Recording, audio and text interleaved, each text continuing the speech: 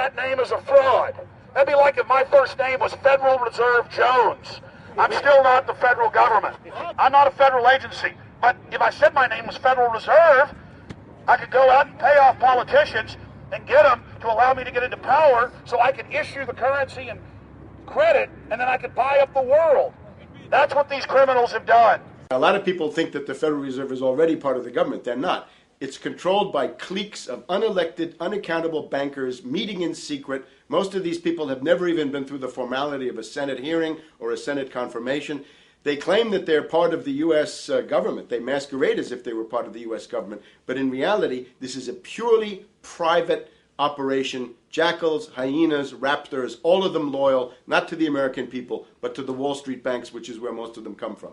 Everyone is pointing to Barack right now, President Obama, as saying, you got to get the economy together. You got to get the economy together. When in fact, the president has very little to do with the economy. It's the Federal Reserve chairman that at least sets the policy. That's a privately owned company, the Federal Reserve Bank. They set the agenda. These guys are masquerading as a federal institution. They are a private banking consortium, and this is their front, their holding company. The Federal Reserve is not federal. It's a front for a private banking cartel. That's on record in congressional testimony, and they're the ones orchestrating the economic collapse we're seeing right now, so that's why we're here.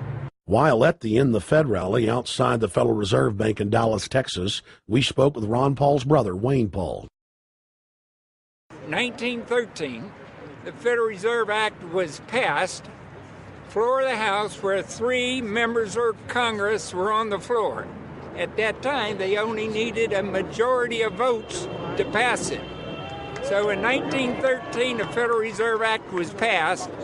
20 years later, 1933, under Roosevelt, the United States was declared bankrupt.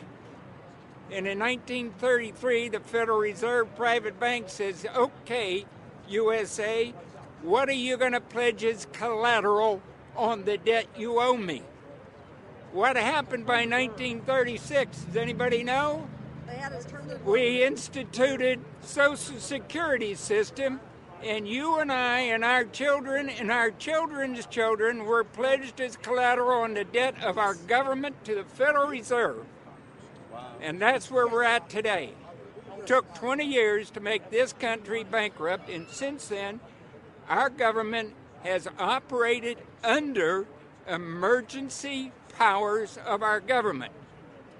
It is not the president that makes the decision in this country.